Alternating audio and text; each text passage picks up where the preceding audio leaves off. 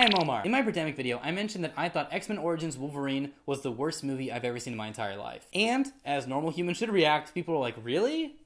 That film? So, as encouraged by all these comments, it is time for the X-Men Origins Wolverine Geek Rant Spectacular in 7 parts. Hopefully it won't be in 7 parts, but it might be. Now I'm gonna go shot for shot and explain how this movie makes no sense. Let's start at the beginning. If you haven't read the graphic novel Origin that this movie is based on, just stop this video. Go to a library or your local bookstore or use your time machine to go back in time to Borders and read it. Cause this movie takes that graphic novel and destroys it. If you have read it, we can continue down this terrible rabbit hole of illogic. The movie starts off in a dark room with 2 kids sitting in it. Now, in all fairness, this opening sequence is shot beautifully. The lighting is great and the photography is gorgeous, but you don't get any time to appreciate Donald McAlpine's hard work because in the first 30 seconds, you learn the following information. James is always sick. He used to be sick, but now he's strong. He is not the dad. He's dead. James is Wolverine. He's the dad. He's dead. She's the mom. She was a pointless character. They're brothers. They have to protect each other. Men are chasing them. They can't go home. Wait, what? Why not just go home? I have so many questions and it's only been like 45 seconds. I wish we had more time to spend in this ordinary world, like say, the first act? Especially if your source material, the book that you based your movie off of that's in the title of your film, has a large chunk that takes place during this time period, instead of rushing it all into like the first hook of your film. That's like if in 5 minutes into The Hobbit, Bilbo's like, well,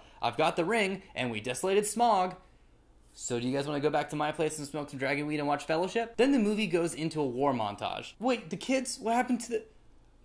I'm not a military expert, but I don't think that you can just show up like some dodgeball game and go, what are you guys doing? World War I? Mind if I fight? Cool. I'm pretty sure the military has like documents and photos and blood records and stuff like that. Anyway, it doesn't matter. They get into a firing range and they're shot. Wow, we're only at the end of the title sequence? Anyway, they meet Stryker from X-Men 2. Oh, the timelines. It turns out that Stryker is putting together a team of mutants, including Ryan Reynolds, who's reprising his role from Blade 3, and a reunion of lost characters. Charlie, Martin, Will.i.am. Yeah, Will.i.am's in this movie. Lime. Fun fact, Dark Angel heartthrob Kevin Durant plays the Blob in this film, and Marvel's Blob actually has nearly unbreakable skin, which is why later he's able to put his fist into a tank without even getting a scratch. Yet somehow, when you first meet him, he has a tattoo. How does the Blob have a tattoo? Did the tattoo parlor have like Leech in the back? Anyway, they go and invade this fortress thing. I don't understand why they have to fight all the fortress people. Will.i.am plays a teleporter. Just send the teleporter into the fortress. Anyhow, it turns out that the entire mission was to find out where the certain rock is from. I feel like you don't have to send the entire team in to do that.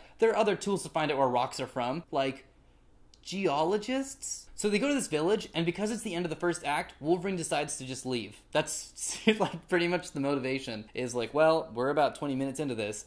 I'm gonna go. Anyway, fast forward in time to Wolverine living on the top of Canada in a beautiful house. Man, this was efficient storytelling. Or maybe it was a lack of storytelling. I always confuse the two. He's also dating the actress from True Blood, or Uncertainty for all you Joseph Gordon-Levitt fans. So anyway, Wolverine's doing pretty well. Charlie from Lost, on the other hand, is not, and he's killed by Sabretooth. Back in Canada, Logan, at some point his name changes from James to Logan. I'm not even sure like why or when, and I just watched this movie. Is visited by Stryker, who offers him a job because according to Stryker, Logan isn't making very much money. He's not making a whole lot of money as a lumberjack. Have you seen his house and his Hollywood girlfriend? Anyway, that night, Lynn Collins tells Logan a beautiful story about the moon and the moon's lover. It turns out the moon's lover was tricked by a trickster into coming down to Earth to gather flowers. But once you come down to Earth, you can't go back up to the sky. So every night, the moon's lover sits and looks up at the sky and howls the moon's name. And this moon's lover, this creature, is called the Wolverine. Wait,